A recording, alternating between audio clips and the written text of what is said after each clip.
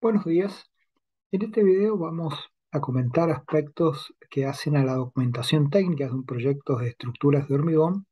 según los requerimientos del CIRSOC 201, que es el Reglamento Argentino de Estructuras de Hormigón del año 2005. La documentación técnica está referida en en el primer capítulo del reglamento, en la sección 1.3. Y hay distintos tipos de documentación técnica, la inicial, por ejemplo, la del comienzo de obra, la documentación final, el caso de documentación para obra existente, etcétera. Pero nosotros específicamente en este caso vamos a tratar la documentación técnica inicial. Bueno, ¿cuál es el objetivo de esta documentación técnica? Poder establecer en forma clara y precisa los antecedentes, memoria de cálculo, especificaciones, planos, cómputos, presupuestos, plazos para construir una determinada estructura de hormigón. Es decir, comunicar todos los datos de este proyecto de obra para que pueda ser ejecutada, donde queda sentado además todas las consideraciones que se han hecho para el análisis y diseño de esta estructura. Esta documentación, bueno, es muy importante para que después se construya, por supuesto, pero como base después para llegar a completar toda la documentación que hace a una obra y que permite a futuro, bueno, cuando se va a hacer una modificación de destino o por cuando hay algún problema en la estructura y hay que evaluarla nuevamente, etcétera, bueno, contar con muchos datos que si no están, porque esa documentación es incompleta o se pierde, etcétera, implica hacer estudios para conocer esa construcción, estudios que son siempre, bueno, que tienen un costo importante y bueno, va a requerir más tiempo, más dinero gastado en algo que si esta documentación está, se puede evitar. Bueno, ¿a qué se refieren antecedentes? Bueno, hay que, por supuesto, conocer el suelo donde se va a instalar o donde se va a diseñar construir básicamente esta construcción.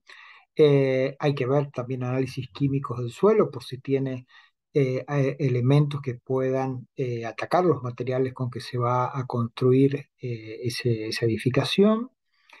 Hay que ver el tema de las construcciones linderas, cómo pueden afectar a la construcción que vamos a hacer o cómo, por ejemplo, la excavación de la obra que vamos a hacer puede afectar a las obras linderas. Bueno, de los materiales con que se ha diseñado hay que también ver de dónde se van a disponer. Por ejemplo, ahora con el tema acá de Argentina, que a veces hay ciertos materiales que son importados y a veces entonces los tiempos para que lleguen a la obra son muy importantes y bueno, entonces eso también hay que pensarlo en la etapa de diseño. Ver también relativo con el suelo, la napa freática, si tiene variaciones y pueden llegar a afectar a la construcción en esas variaciones. Importantísimo también cuál es la exposición que va a estar sometida a la estructura, porque esto depende también del diseño de la clase de hormigón que vamos a usar y bueno, todos los accesos, por supuesto, a la obra para poder prever las etapas constructivas. Bueno, también hay que definir los materiales, con qué clase de hormigón se van a utilizar, si es necesario utilizar hormigones especiales, la característica que tienen los aceros, si hay hormigones pretensados, bueno, hay que caracterizarlos también, esos materiales que se van a usar en la obra, qué tipo de control de calidad se los va a hacer, referido a qué normas, y bueno, y detallar todo este proceso para asegurar que los materiales con los que se van a emplear sean los que están previstos en esta etapa inicial del proyecto. Bueno, hay que pensar también en quién hace esta documentación y cómo se autentica, es decir, cómo se le da el valor que tiene de acuerdo a este reglamento. Entonces, la documentación técnica inicial, el cual estamos comentando acá, es responsabilidad del proyectista o diseñador estructural,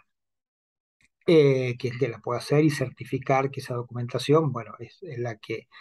está prevista para construir la edificación.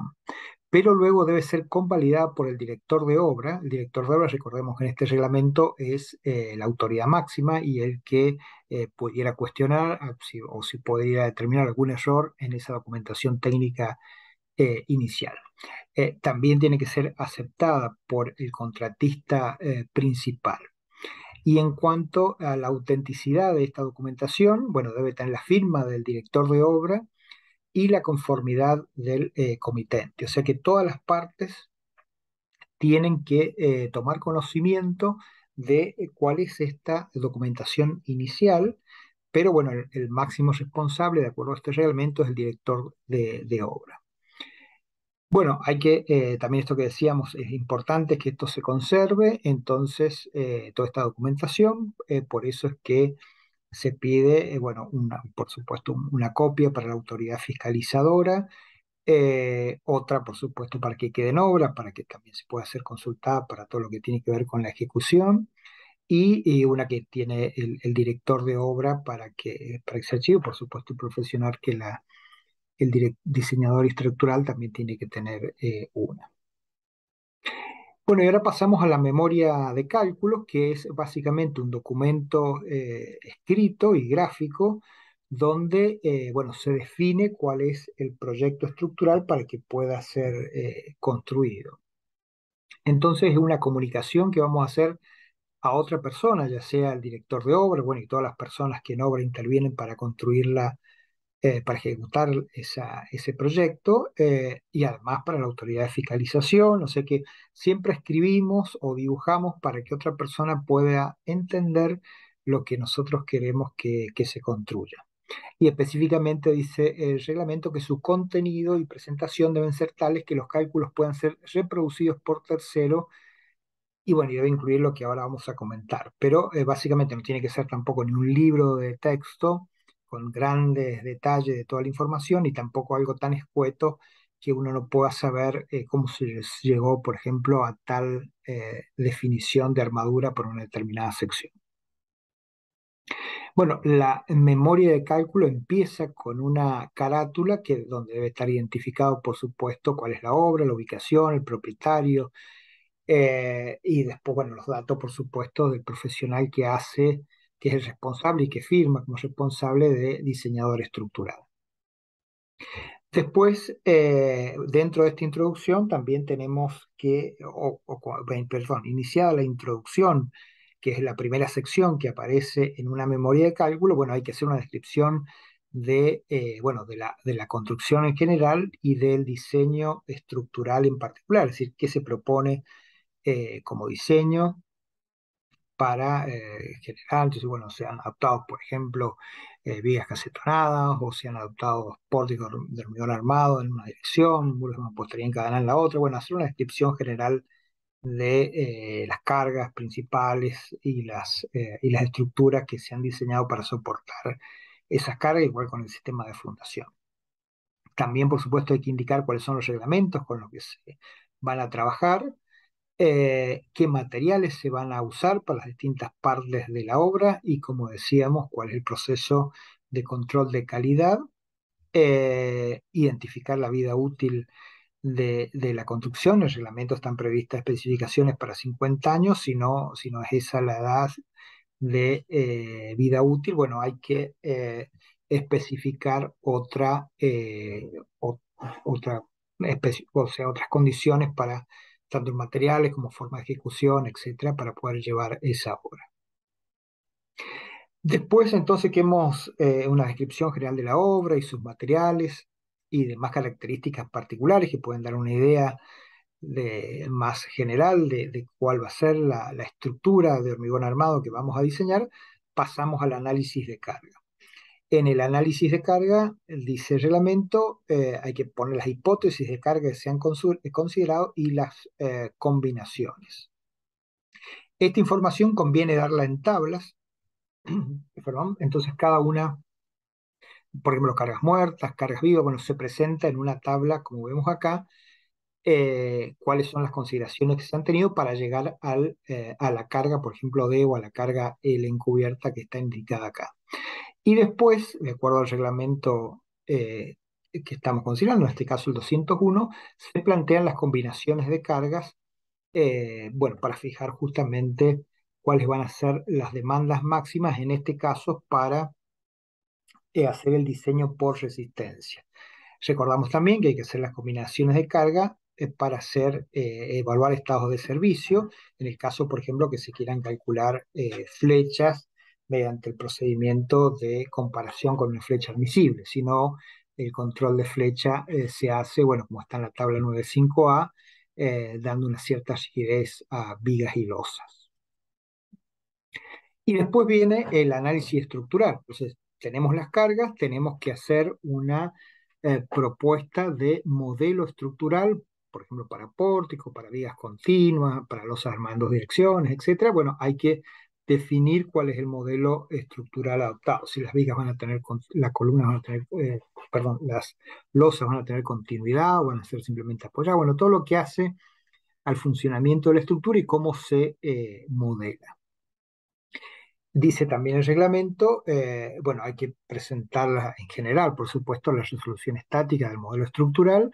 y cuando se use un programa computacional hay que ingresar tanto los datos de entradas como los de salida del programa. Aquí también conviene usar tablas, y acá vemos, por ejemplo, para dos vigas, más allá que están dadas los parámetros geométricos de la sección y las cargas, que esto viene de la sección anterior, del análisis de carga. Bueno, lo que son el resultado del análisis estructural, es decir, la determinación de los momentos últimos, esfuerzo axial último, corte último y torsor último, es mejor expresarlo así en tablas, y tenemos concentrado en ella todos los datos del análisis de carga y del análisis estructural para cada uno de los elementos estructurales. Y se hace una tabla por tipología de elementos, por ejemplo, una para vigas, una para columnas, otra para losas, con los distintos tipos de losas, etc. Lo que no se hace es, normalmente, es un detalle, digamos, muy específico de cada viga, cada columna, cada pórtico, hacer todo digamos, información del análisis de carga hasta el modelo y resultado de cada uno de los diagramas. Sí se puede hacer, por ejemplo, en el caso de las tipologías más importantes, en un anexo, y si uno usa un software, por ejemplo, poner el modelo con sus cargas y poner el resultado en cuanto a diagramas de esfuerzos internos, pero no, digamos, a nivel de esta memoria, eh, ir haciendo cada elemento cuando son análisis, a lo mejor, diga, simplemente apoyado, bueno, de estructuras que son muy simples y que no tiene sentido agregar tanta información a una memoria que después va a confundir al que la tiene que leer, a lo mejor, más que dar más aclaración. Así que resultados del análisis en un anexo, si se hace con software, poner modelo de entrada, diagramas de salida, pero que quede complementando a este memoria o esta parte principal de la memoria donde estamos poniendo estas consideraciones más generales. Bueno, y después viene la parte de diseño. En este documento que estamos diciendo que es un documento escrito, un documento de tipo Word. ¿Y qué es lo que es el diseño? Bueno, definir, bueno, ya estaban predefinidas las secciones de hormigón, y bueno, ahora hay que decir qué cantidad de armadura, como vemos en esta tabla acá, por ejemplo, a flexión, armadura inferior o armadura superior, hace falta para cada una de las vigas, y así para las losas, columnas, etcétera. Una tabla para cada tipología estructural. Y aquí también, en lo que es la memoria, se pone una referencia general a que se ha usado el diseño, por ejemplo, la flexión del capítulo 10 del reglamento, o se han usado las fórmulas de diseño previstas en tal referencia bibliográfica, pero no se vuelve a escribir cada fórmula que se usa en la tabla, ni porque, digamos, lo que está en los libros comunes del diseño de hormigón y en los libros y en los reglamentos no se repite en una memoria. Sí, como está aclarado allí, bueno, si hay alguna fórmula particular que se ha usado y que no es de la convencional, bueno, hay que aclarar específicamente de dónde se la tomó. Pero básicamente en la parte de diseño, bueno, se hace una descripción general de cómo es el proceso que se ha adoptado, por ejemplo, para flexión en vigas o corte en vigas o flexión en losas, etcétera, pero así a nivel de descripción general. Y si después entonces hay una tabla, que estas tablas pueden ser parte de la memoria, o puede ser un plano donde se colocan todas estas tablas, donde sí ya hay una caracterización, o sea, todos los parámetros que tienen que ver con el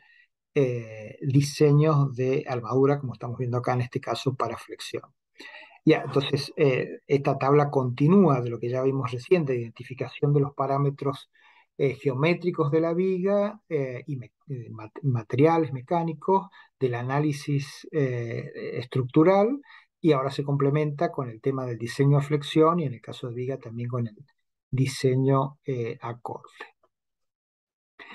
Bueno, ahí con lo anterior ya termina la memoria, digamos, de tipo formato Word, la memoria escrita, que como decíamos, básicamente tiene una introducción donde se dan las características de las obras,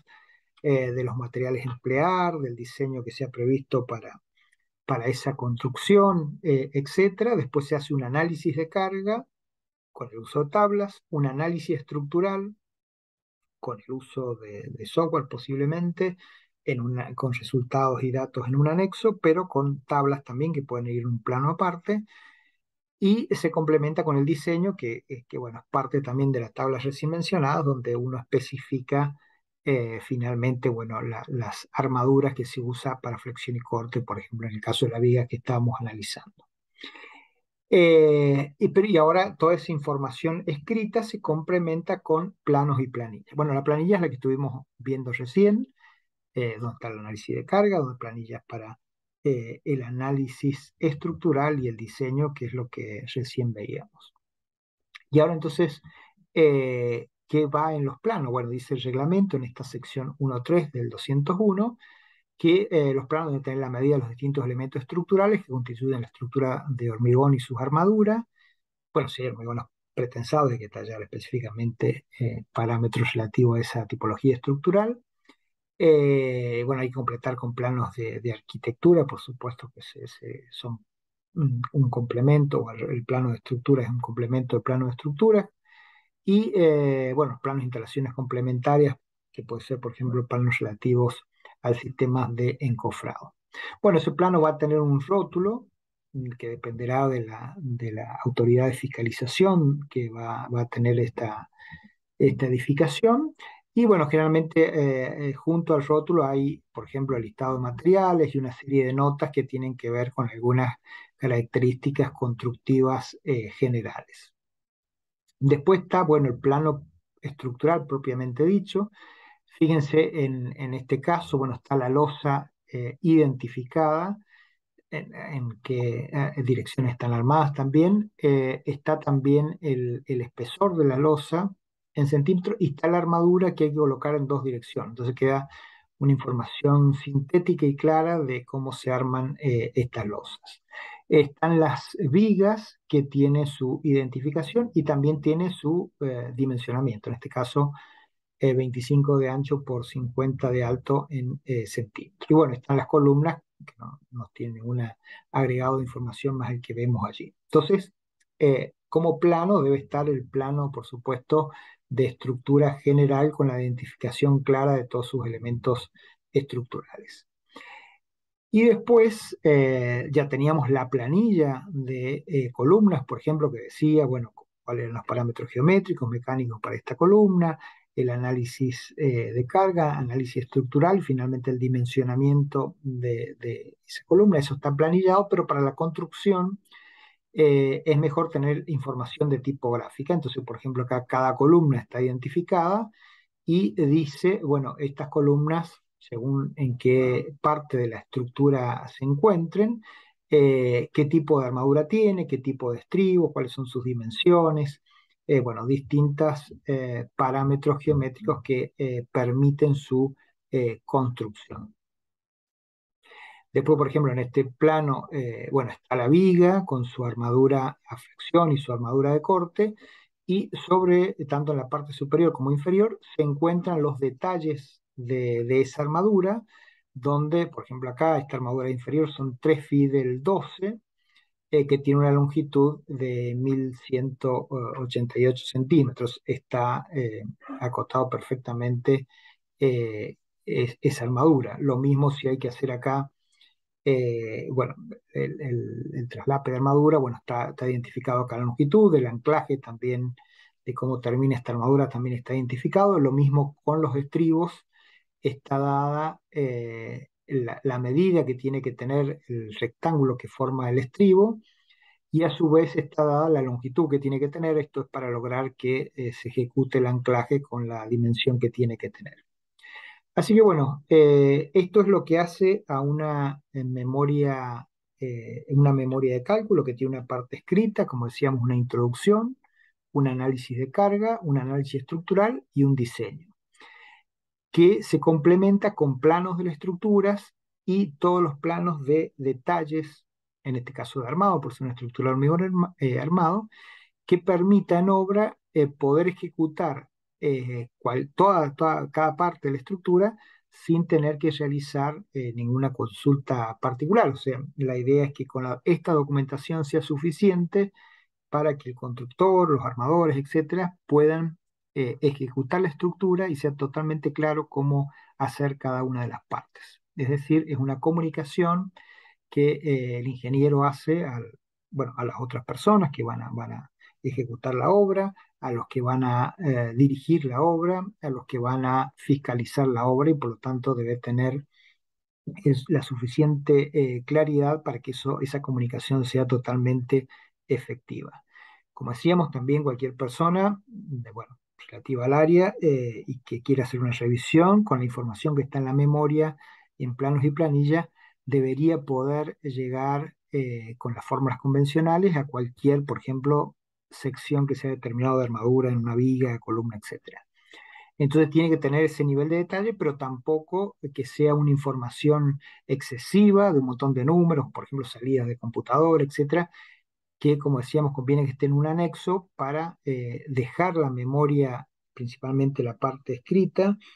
con un nivel de explicación de qué se ha hecho, pero con no un nivel de detalle, por ejemplo, que cada viga se presente el análisis estructural, que para cada viga simplemente apoyada se ponga la fórmula de cómo se hizo la determinación de la armadura, flexión o acorte, y que eso se repita en cada una de las n vigas que tiene la estructura, porque son, como decíamos, se concentra toda esa información en tabla, se hace simplemente referencia a que eso se ha sido tomado de las fórmulas convencionales del reglamento, de la bibliografía básica, y solamente se haría un detalle muy particular cuando se usen fórmulas especiales que no están consideradas en general el reglamento y que requieran una explicación específica. Así que bueno, esto es lo que hace a esta documentación técnica inicial, que es el punto de partida del diseño de la estructura y que permite comunicar cuál es el proyecto a ejecutarse de una estructura de hormigón armado. Muchas gracias. Hasta luego.